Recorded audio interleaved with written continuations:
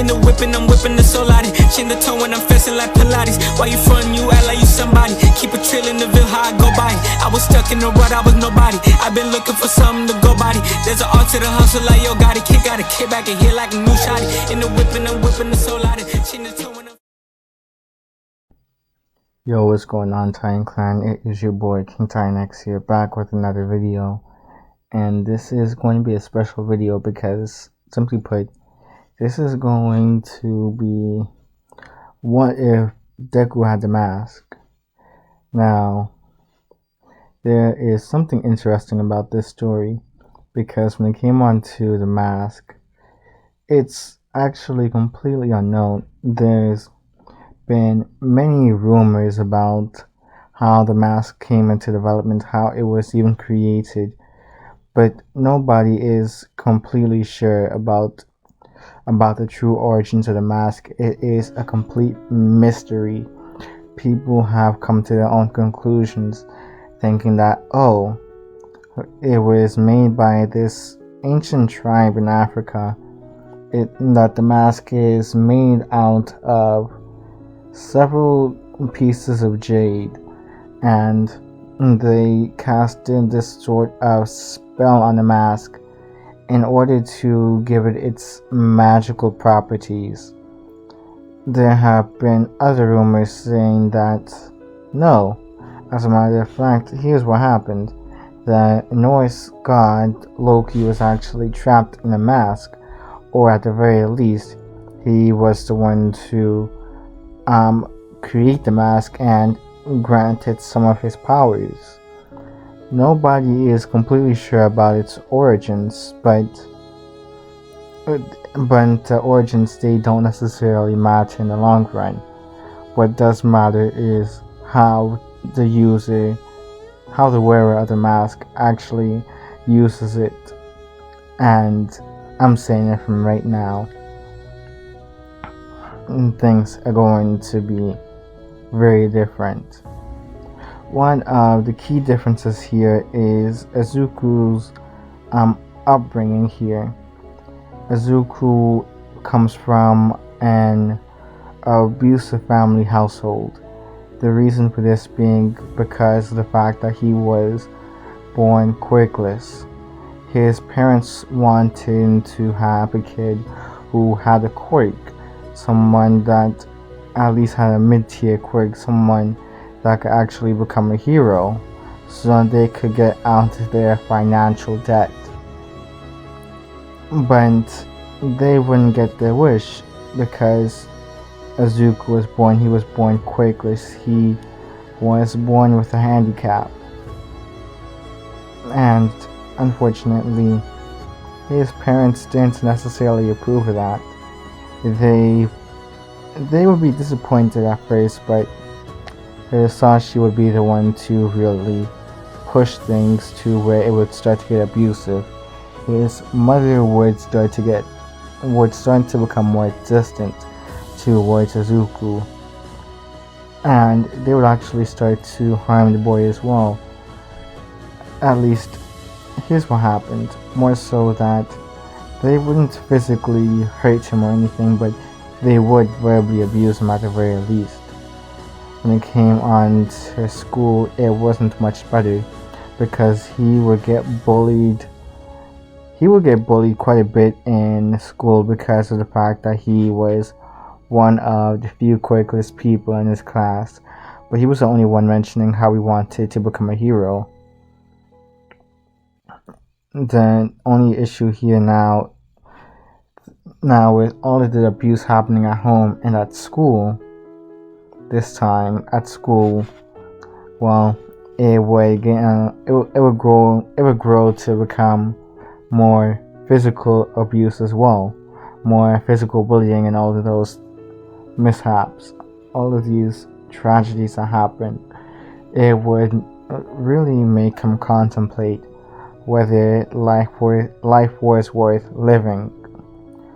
He would actually contemplate several times, but usually end up always backing out of it in the very end. He wasn't too sure about what would happen to him and in the afterlife. He didn't want to risk it. 10 years would pass. I would say that Zuko is 14 around this time. And of course, the sludge villain incident won't happen per usual. The only issue now, though, is simply put, when he does ask All Might if he can become a hero. All Might is a bit more strict here. He explains that no, you simply can't become a hero. You are quirkless. Quirkless people can get killed. You are too much of, I don't know how to say it. You are too much of a risk for hero society. You cannot afford to become a hero. We don't want to lose another life on the field. You'll be too much of a burden to be useful in combat. So that's why you can't be a hero. That's why you can't become a hero while at the same time being quirkless. This actually hurt Zuko much more here because of the fact that he was always being told he couldn't become a hero. The abuse that he would get at home, which was starting to be upscaled. It would start to reach into the more physical department of abuse. It would no longer just be verbal abuse. Unfortunately, when it came on to the whole thing with Bakugo, Deku doesn't say Bakugo immediately here. No.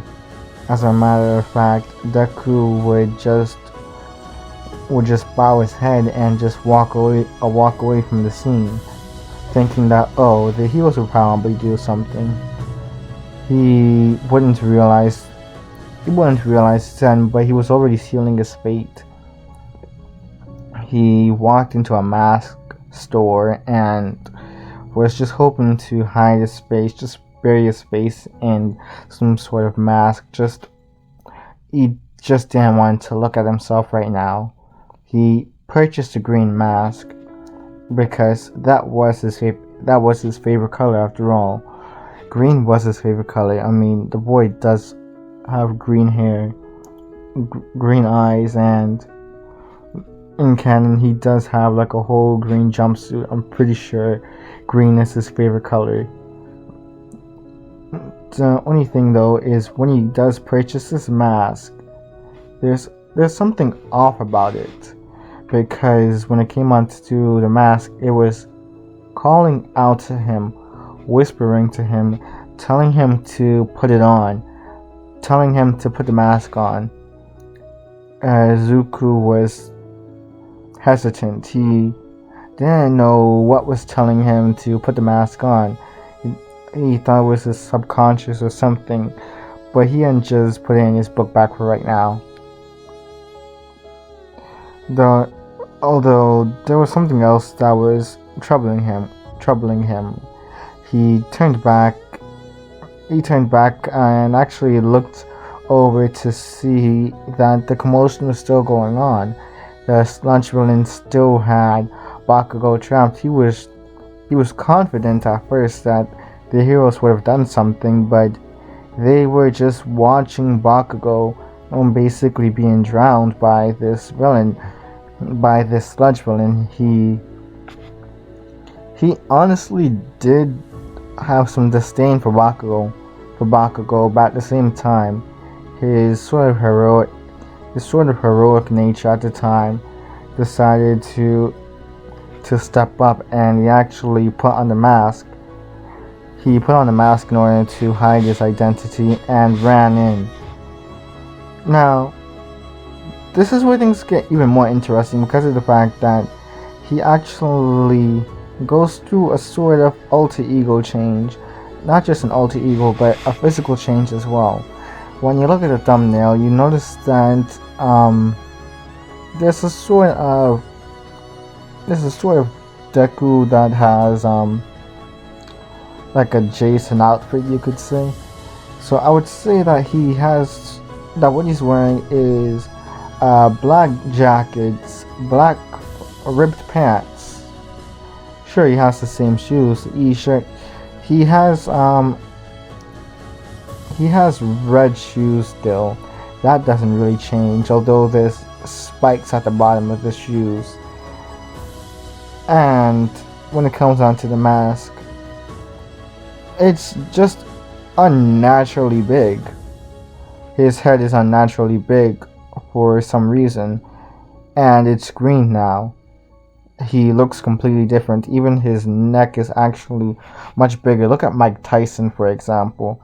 He's actually a lot buffer too, because of his admiration for All Might. That's why he looks the way he does. Izuku would rush into the scene and stretch his arms. He would grab Bakugo, snatching him out of the sludge villain. The sludge villain would look surprised and try to actually attack Izuku.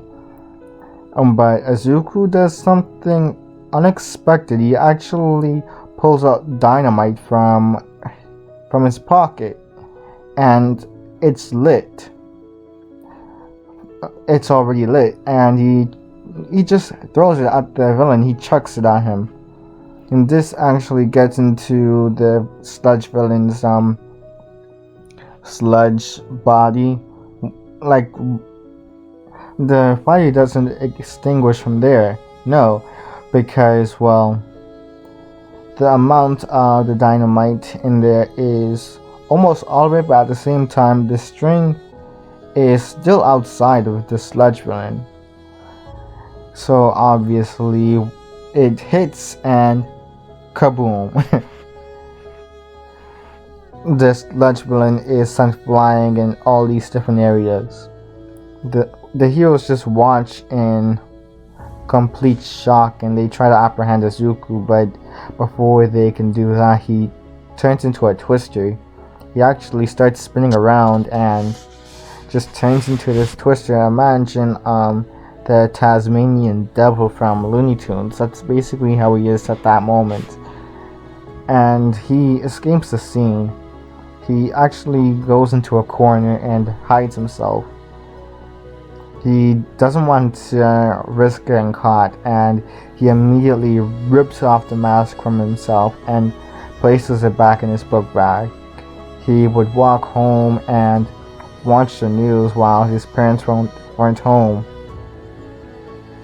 He would find himself on the news, and he would be shocked. He did remember everything from what happened. It's not like he forgot anything. He remembered everything. But he will be tempted to use the mask again, thinking that he felt invincible back there. For once, he actually had some sort of power. He could actually do something in a sort of situation. He was amazed by this power, and that's why he was so tempted to actually put it back on, but he resisted. He decided to just keep it in his bag for right now. While he was home, though, he would actually just eat some cereal and just watch the news. The people would start to question who this new vigilante was. This interested him. The next time that he was walking home, he still had the mask in his bag. And he encountered a couple gang members beating up somebody. He encountered a couple of these gang members. These guys seemed to be up to no good. When he actually peered into the corner of the alleyway, he saw that these guys were actually beating up somebody. They were calling out for help, but nobody was really there to actually help them. Scratch that. There were some other people who heard the commotion, but they decided to just mind their own business, thinking that some hero would actually help. But there was none at the moment. Izuku decided to do something pretty rash and actually put the mask on once again. He would walk into the alleyway, asking these guys what they were doing. These gang members weren't threatened at all by Izuku's appearance, although, well, he was slightly intimidated because of his more buff-like appearance. He seemed to be taller and more muscular, closer to I'm trying to think of a person to describe here. Imagine somebody built like Zac Efron or somebody. Well,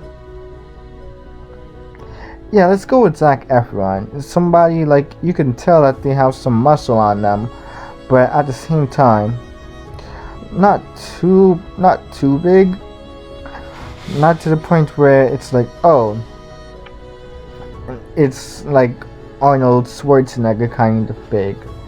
If you get my sort of gist.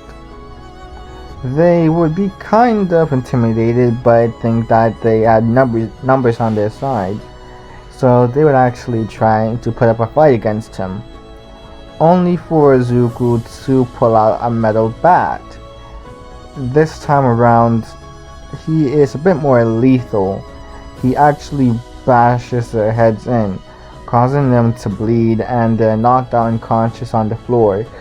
He quickly flees the scene afterwards, thinking that, yeah, I already did my work, so it's time for me to leave. The person he just saved would just watch in awe. What Izuku didn't realize though was that the mask was becoming a bit more addicting each time he put it on. His name would actually show up on the news, and apparently the person actually reported that this was the same guy from the last time. They actually reported that Izuku actually saved them, but he didn't know he didn't know their name or anything, so they just decided to call him Big Head for his unnaturally large head. His unnaturally large green head. That's what the media would start dubbing this new vigilante by. He would find himself putting on a mask to defend himself against his abusive parents though one day. Like, he figured that enough was enough at one point, and he would actually get into his more violent side, if you could describe it as such. What do I mean by this? Simple. He kills him in the process. He actually, once he puts on the mask gives him a different gives him a whole alter ego, and he actually uses a flamethrower and burns the whole building down. He actually escapes himself, but he knows that his parents, they burned in a fire. There's absolutely no way that they could have survived here.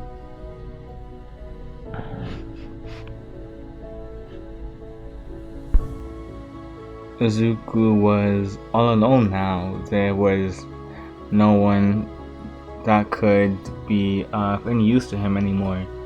None that could actually take care of him. Not like his parents were doing that great of a job in the first place. It was a miracle how he was able to survive so long before the mask came into his life, to be honest.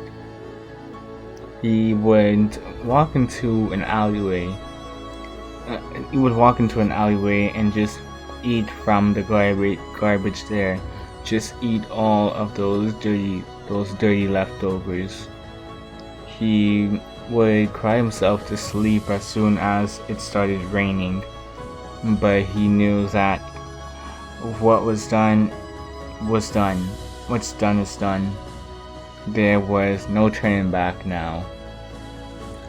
So for the next couple of days, he would just be fending for himself. He would encounter a couple gangs along the way. He would put on his mask and just make quick work of them, being able to steal their wallets, maybe be able to afford a couple of nice meals for himself from time to time. Maybe have some ramen noodles, some udon,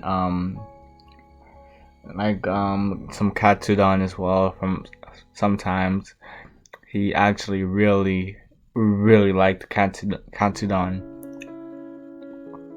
But during these couple of days, what ended up happening was that he ran into a specific gang, a particular gang, you could say. But this gang was pretty special. They weren't necessarily the Yakuza, but there was some other relation they had. What ended up happening was that while he was taking these guys down, he ended up encountering some All For One lackeys. Turns out that these lackeys of All For One were among this group. He wasn't necessarily wearing his mask when he thought he had taken down all of them. As soon as he thought he had taken down all of these guys, he removed his mask and tried to go about his day, thinking that he could just take their wallets. He thought they were unconscious, but what ended up happening was that no, these guys actually had a bit of backup, and in the form of a portal opening up. It would open up right underneath Zuku's feet and actually teleport him to the League of Villains space, all the way to All For One space, and he would actually get to meet the man himself, All For One. All For One would look at the boy using one of his quirks in order to grant him some form of eyesight. He would smile at the boy and tell him to take a seat. Zuku was a bit hesitant, but All For One said that the boy didn't really have much of a choice here. Just sit down, he'll explain everything. Zuku sat down in the chair, and All For One mentioned that he is aware of the fact that Zuku is the big head killer. He also explains that he's been watching him for quite a while now. He actually made sure that these guys were documenting all of his moves, making sure that they would be able to meet one day. He just didn't know the right time until today. And he would mention that the mask that Zuku wears is special. He actually knew the last user of that mask, the last person to wear that mask. Although it was a long time ago, actually. He kinda ended up forgetting about the mask over this time. He explained that simply put, this mask is special in the fact that it granted its users, basically you could say, cartoon physics. The last person to wear this mask, they actually fought against All For One. They were honestly really strong. They were incredibly strong, actually. So strong that they even gave All For One a run for his money, but they were able to come to an agreement saying that they could work as partners in order to get what they want in this world.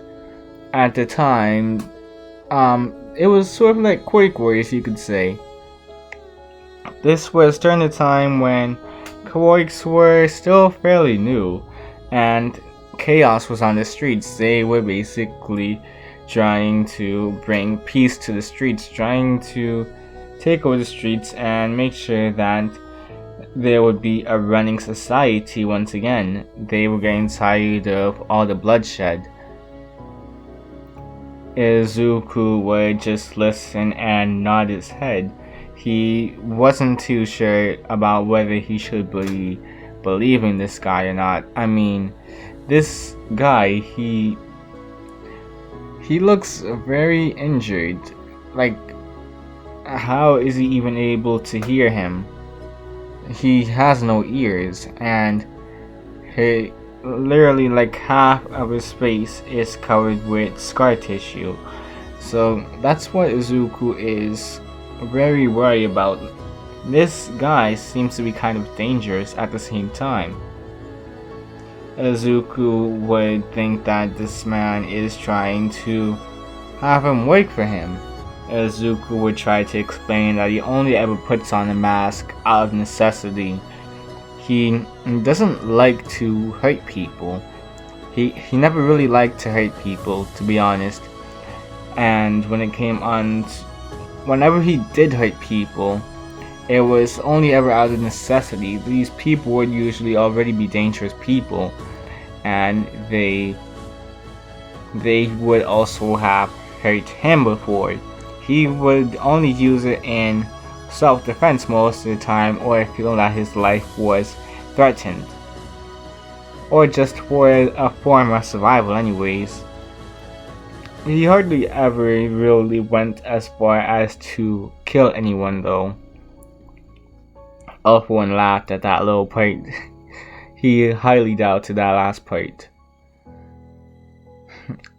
You see, Alpha One would explain that no, when it comes onto the mask, everything that the mask does is only for the betterment of society. Alpha One would begin to manipulate Izuku here. He would start to brainwash him, feed him lies, mention that no, the mask isn't evil by any means, it's not chaotic or anything, it only seems like that to less intelligent people who don't have a clear understanding of the mask. Alpha One knows from experience that no, the mask is actually just a source of power. It's just something that is meant to hurt bad people, even if it hurts some people in the process. Some people who were seemingly good people at first, 9 times out of 10 they weren't good people. He could guarantee it. They had some skeletons in their closet that they wouldn't want to mention. It always came back down to that. Everybody Izuku would hurt, they were not good people. They were all wicked people, and what he was doing was for the betterment of society. Izuku felt conflicted though. He didn't know if he should be trusting this guy, but Alpha One was just bringing in more and more seemingly reasonable points about the mask. And he also even mentions that it only works under the user's inner desires. Think about it. Alpha One asks Izuku who he admired, or at least used to admire. He said that he admired All Might. Alpha One just continued talking.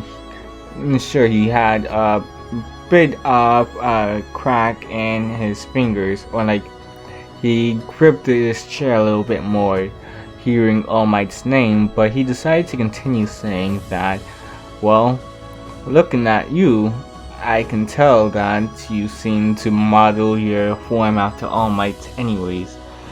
I mean, look at you. You seem so scrawny at first, but whenever you put on a mask, you just bulk up. You just seem to bulk up for some reason.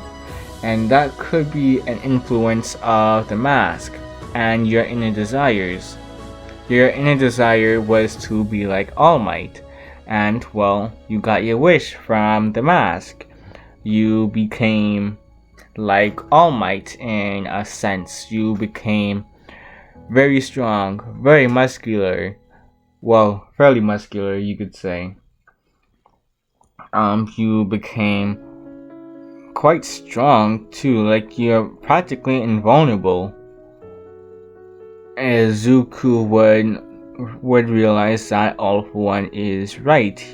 He did admire All Might, well, before he crushed his dreams. He used to admire All Might quite a bit, and he still kind of had to respect the man because he was right. A quirkless person wouldn't be able to really make it into hero society. And Izuku decides, you know what? This guy seems to clearly know more about the mask than I do. And in order to maybe gain a better control of the mask, I should stick with him for now. That's where Izuku's thought process would be at the moment. So he decides to work with All For One. Not that he was a lackey or anything here. No. As a matter of fact, you could say that Izuku was sort of his partner in crime, his right hand man. This would basically seemingly be the relationship. This was the relationship Izuku was starting to get. Izuku would start to wear the mask for longer periods of time, and his body count would start to pile up. He would actually have a larger body count over the months that would pass, to the point where it would just become senseless violence, even more senseless than before, and the victims were becoming more indiscriminate.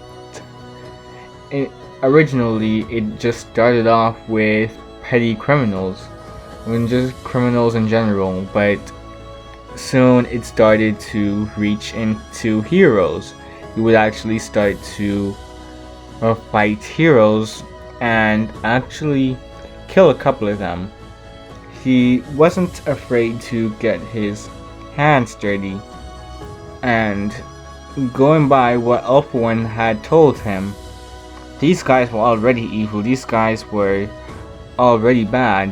What he was doing was just making society better. He honestly thought that he was doing everything for the betterment of society in the back of his head. Even with all this chaos on the streets, he was literally painting the streets red. Then the USJ happened. Oh jeez. All I have to say is, when Izuku is transported to a USJ, basically as a sort of countermeasure in case the Nomu doesn't work out, he was basically meant to be a sort of plan B. If All Might was to somehow, take down the Nomu, Izuku would be the one to really handle him. What happens is that when Izuku is transported to the USJ, once he sees Bakugo, any sense of reasoning he had left just flew out the window. He would immediately charge at the students, and Aizawa would actually try to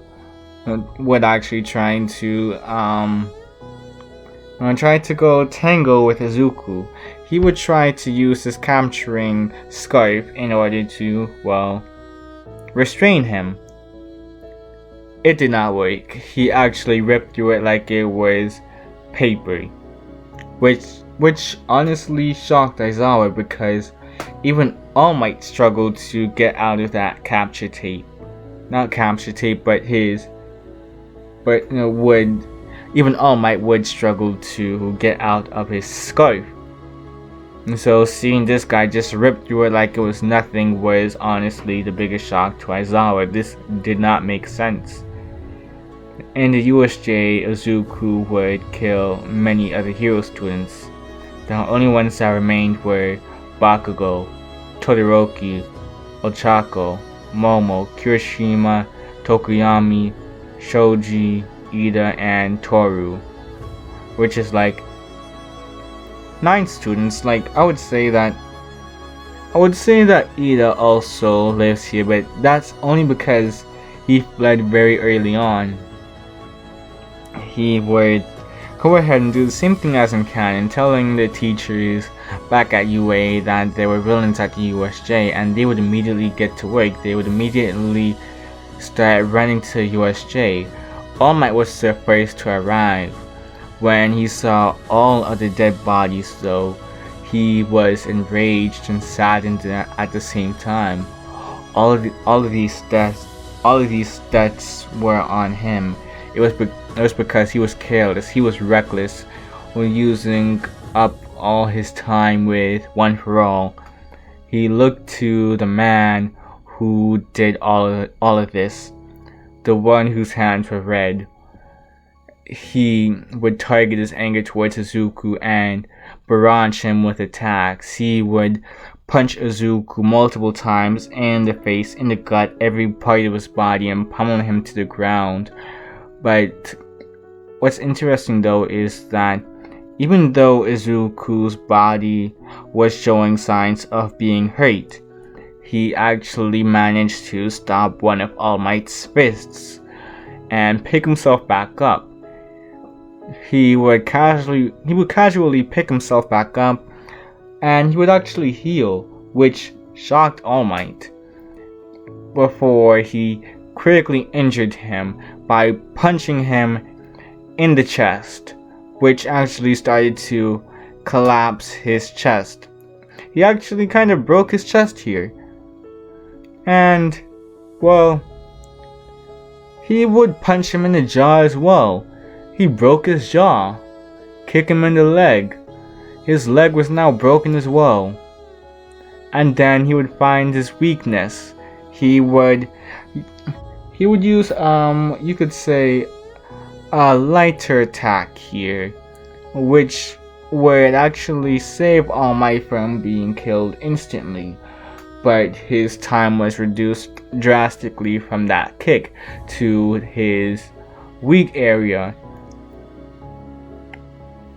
And before he could actually do much more, he already saw All Might quiver in pain from that attack, from that last attack. But well, before he could do much else, more of the heroes actually arrived. They actually stopped Izuku from doing much more.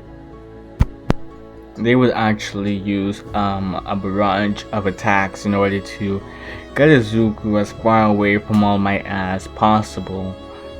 Before they could really do much else though, Kurogiri actually teleported him and Shigaraki away, leaving the rest of the villains to be captured. When it came on to Class 1A, with all the student deaths here, there were like, it's literally half of the class that died here. So what ended up happening was that, well, Class 1 and Class 1A and B would get merged, especially after the loss of Aizawa, because Izuku did actually kill Aizawa here. What ended up happening was that throughout this fight that Izuku had with Aizawa, he would actually gouge out his eyes and just crush him in his grip, crush his throat in his grip. And that's pretty much as gruesome as I'm willing to take it when it came on to that fight. You could just imagine. You don't need to imagine, really. It was a massacre. It was a massacre at the USJ. Many of the students were scarred. Well, the ones who were still alive anyways.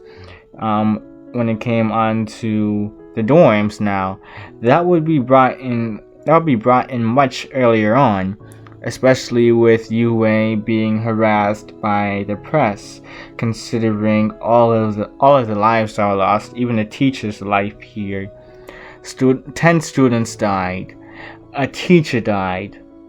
How could Yue be trusted to take care of these students? How could they trust their kids in the hands of Yue anymore?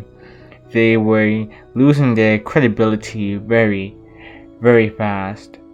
As for the League of Villains though, they gained quite a bit of notoriety from the attack at the USJ, mainly because of Izuku, and they would begin to recruit much more members sooner. People would think that, hold up, the Big Head Killer is part of the League of Villains? I don't want to be on this guy's bad side, so let me actually join the League of Villains. That's what was going through many of these criminals' minds here. They would quite a few would join the League of Villains. When it came on to Stain though, he was almost killed. The League of Villains would specifically try to recruit Stain because he had his own notoriety. He was known as the hero killer. He was becoming more and more infamous among heroes and villains alike. They wanted him because of his skills and his quirk, his power, all of this. They thought that he would be a valuable asset for the League, but Stain, he would honestly think that Shigaraki was a buffoon. He was a man-child, which he was not completely wrong assuming. He wasn't completely wrong in assuming that, but when he tried to actually attack Shigaraki, Izuku would actually grab one of his knives and throw it right back at Stain. Stain would actually dodge and grab his knife right before it could actually get much farther. But Izuku was already right in front of his face. Izuku just backhanded Stain and he fell to the floor. He would kick Stain while he was down and show him that he was pretty worthless. He was weak. He was not some big bad or anything, and he should learn his place before he spat on Stain. Stain would leave the premises via Kurogiri actually teleporting him away.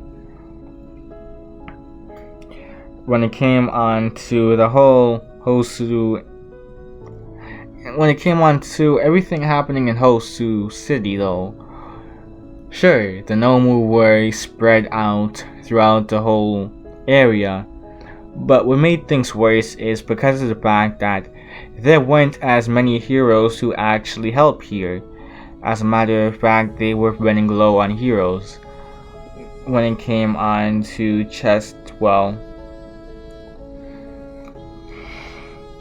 when it came on to Ida though,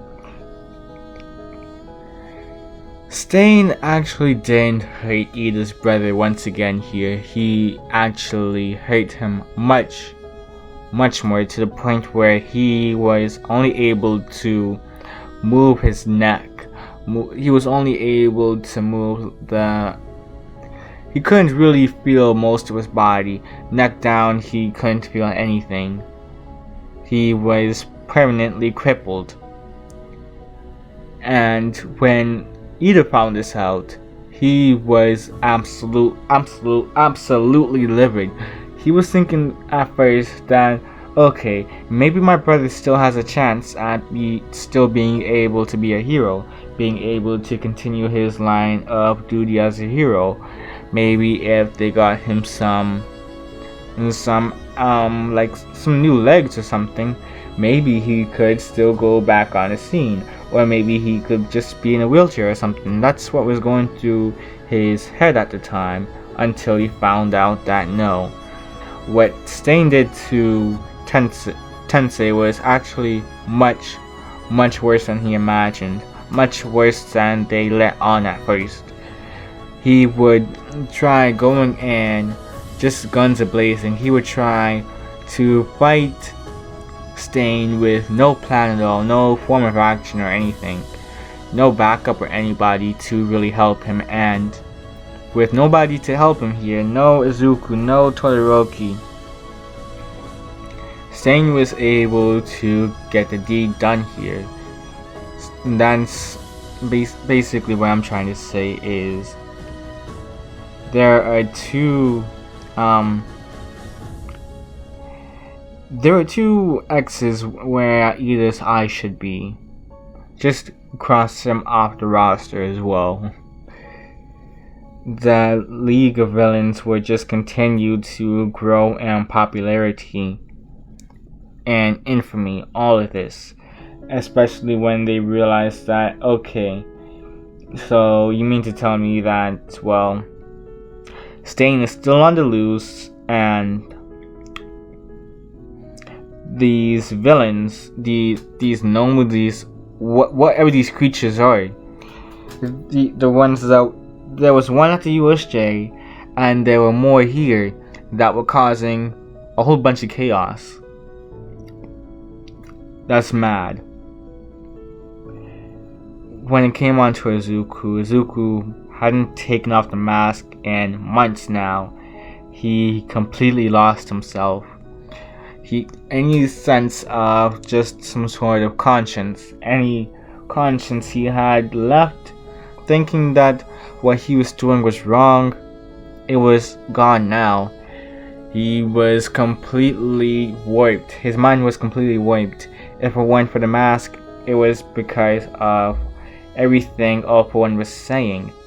Everything that All For One told him made him believe that he was just in his actions.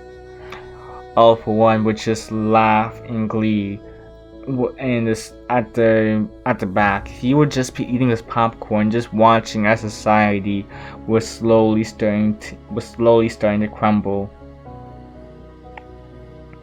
The mountain training arc would go per usual, as All For One would actually hold Izuku back here. I should actually mention how the sports festival went. The sports festival was cancelled, considering they didn't want to really push their students to do much more after just so many of their classmates died here. They knew that it wouldn't be good to put them back into a line of action like that. I actually take back what I say about the mountain training like going per usual. Like only the very beginning would probably stay pretty similar to in canon. To be honest, a lot more people would die here because of the fact that Izuku isn't here to really, save Kota from Muscular, meaning that he would actually die in Muscular's hands now. Yeah, Muscular would actually take the boy's hand, and realizing that he is the water horse's child, he decides to send him back to the rest of his family, allow him to, meet with his parents again. He found that to be a sort of good deed in his book in a twisted sort of way. Bakugo would get captured, and this was after the other students, they would actually at least be very, very harmed. The only reason that they did not die here was because of the fact that Tokoyami's quirk is really, really powerful. Do not underestimate his quirk. especially in the nighttime and when his emotions are just going haywire. He lost control of his quirk in that moment, and this was when it was just complete madness. They kind of regretted not bringing Zuko along this time around, because they would have been able to finish off the rest of the heroes just like that. Be able to take over society just that quickly. That's basically what was going through some of these guys' heads. Dobby was among the people who wished that the big head killer was here. Honestly, like, he was the whole reason why he was even part of the League of Villains. Not staying this time around. He would actually admire how just how crazy the big head killer was, and just how powerful he was as well. He was even able to fight his old man and All Might. He was able to give Endeavor a run for his money, enough to the point where he was left with a scar on his face, and he absolutely adored that. Basically, just look at the high-end Nomu scar that he gave. Just look at the scar that the high-end Nomu gave Endeavor, and just imagine that is the scar on, Endeavor's face here. That's the scar Zuko gave Endeavor. So yeah, Bakugo was captured, and he was tied to a chair. His hands were tied behind his back. A bag was removed from his head, and Zuko was just sitting on the opposite side of him. He was just tapping his fingers together with this big wide smile on his face. "Hi, Bakugo," Zuko said. He actually got up out of his chair and walked over to face Bakugo. "How are you doing today?" Zuko was just smiling crazily, to the point where the smile was was just so cartoonish, to the point where it didn't even fit his face anymore. The blonde would, be unnerved by Zuko, unnerved by this guy's smile. This guy was just so calm. This guy was unusually calm, especially when he realized that this was the same guy who just turned half of his class into some red paste, as if they were insignificant in any sort of kind. After having dealt with so many deaths so early on, Bakugo would really learn the value of a human's life here.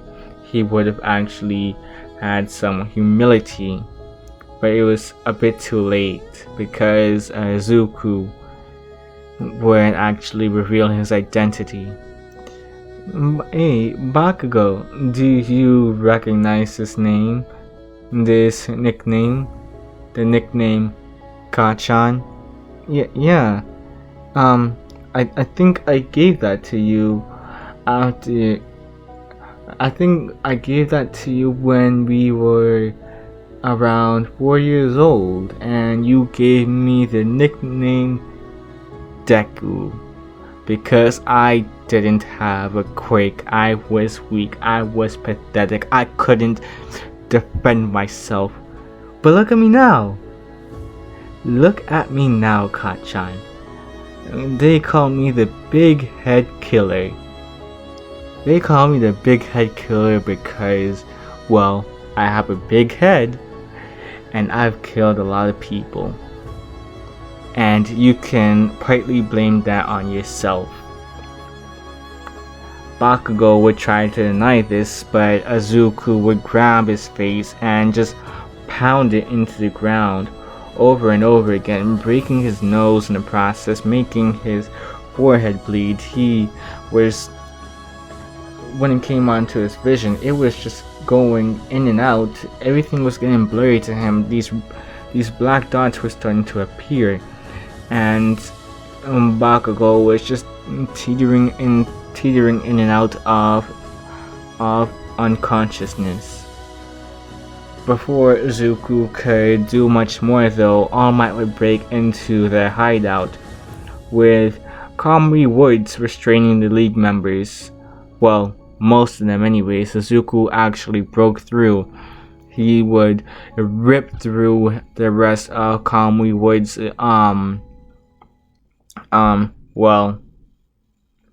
wood. His Laker chain prison, I believe that was the name of his attack. He would actually break through it and release the rest of the League members. He would actually pull out a flamethrower. From out of nowhere, and he would actually burn the wood-based hero with it. Kamui Woods was actually confused when Azuka did this, so he was wondering, wait a minute, does he have some sort of pocket dimension quake in order to do that? Because there's no way he could actually fit a flamethrower anywhere else. That's the only logical reason, but no, that's not the case at all. He failed to really realize that this was cartoon physics being taken in place here. He would rumble with All Might once again, but this time around, Zuko would actually pull out a rubber balloon. All Might was confused but decided to continue on attacking.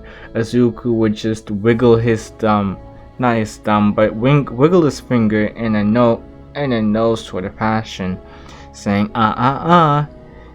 be patient, because look what I'm going to do now.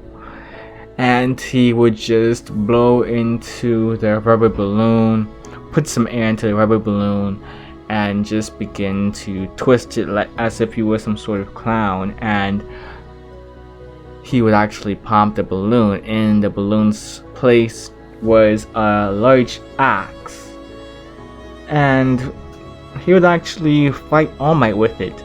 He would bang All Might up quite a bit until All Might couldn't handle his muscular form any longer. He was left in his weakened state. Zuko would kick All Might while he was down, make sure that the cameras were recording him. He would smile at the camera, wave, and just throw the axe at him. He would lift up his large axe and slam it down on All Might. I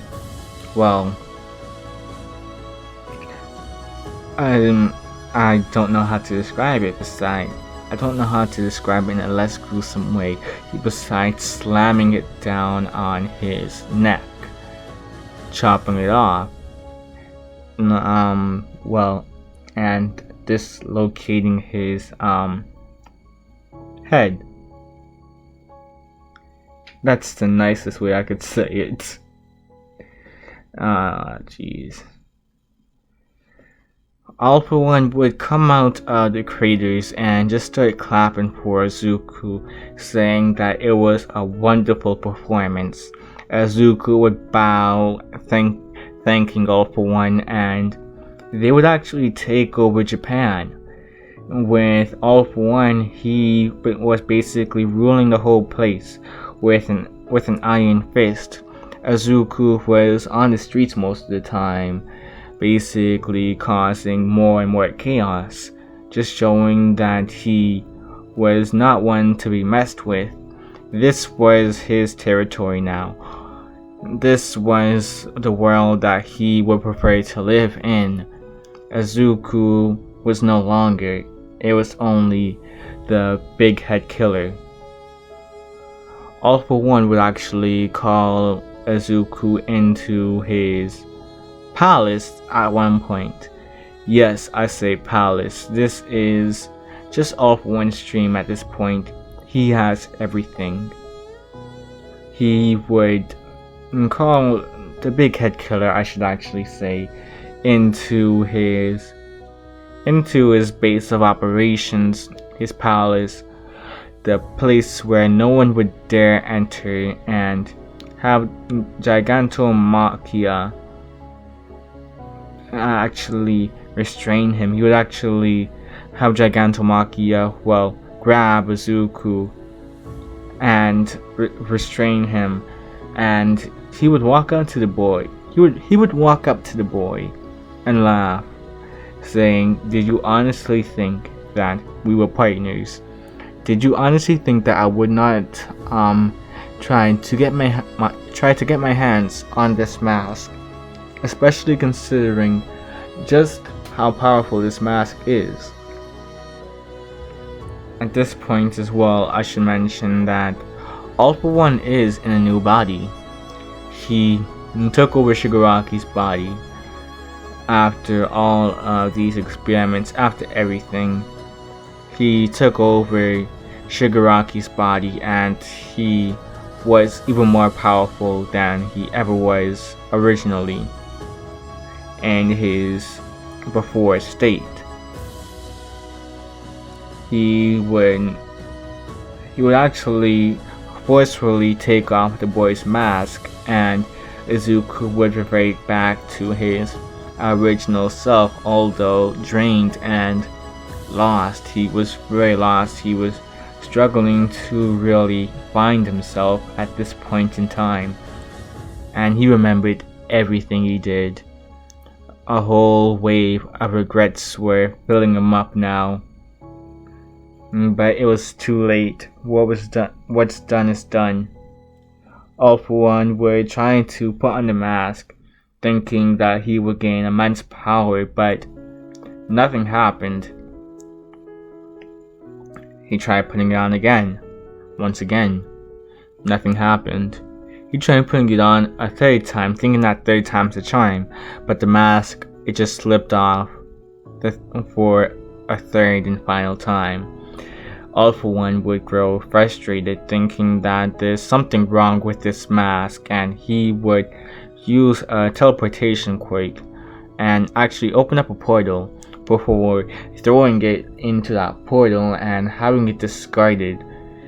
He was hoping that it would just land somewhere random, somewhere where nobody would be able to find it and contest his power.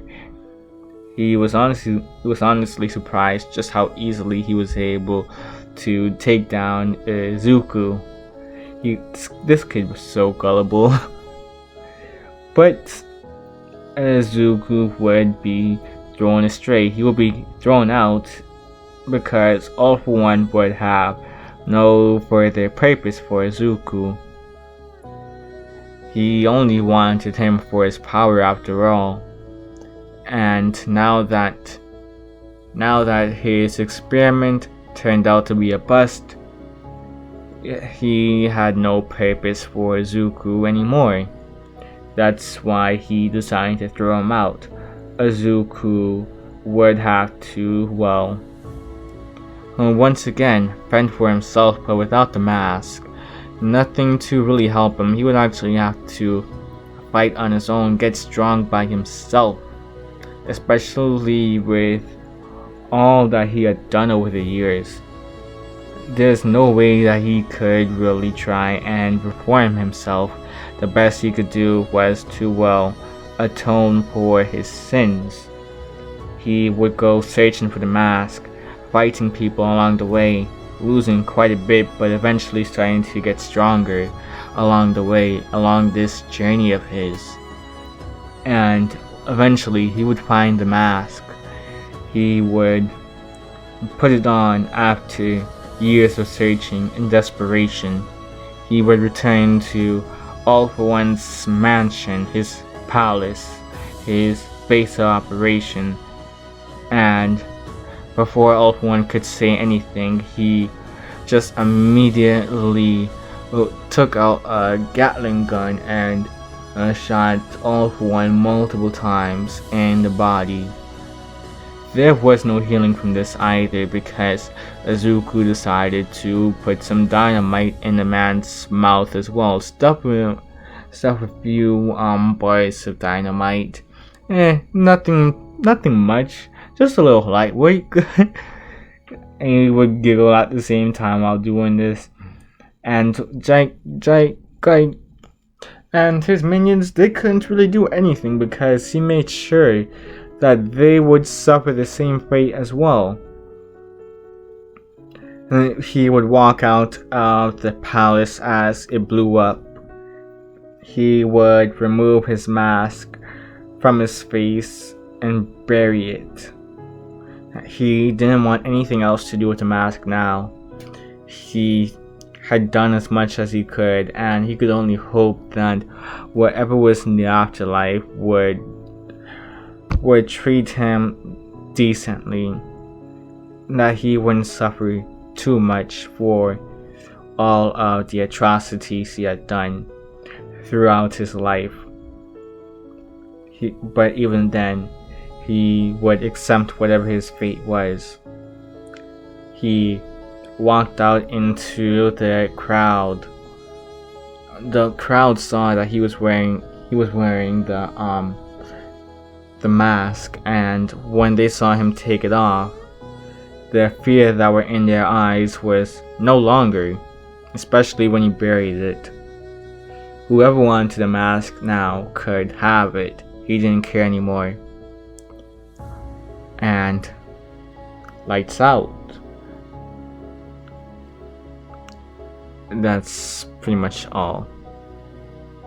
Because many people would start gunning for the mask. There would be turf wars. There would be many things to happen. Many people wanted this power, but only one could have it in the long run. Izuku would not be one of them. He would actually die to one of their hands. They would actually shoot him down, and he just had his arms out just waiting for it. He was, after all, only human. He didn't even have a quake. So what use would he be in the long run? That's what Izuku was thinking. And that is all, people. It is your boy King Titan X out. Remember to like, share, comment, and subscribe. Peace.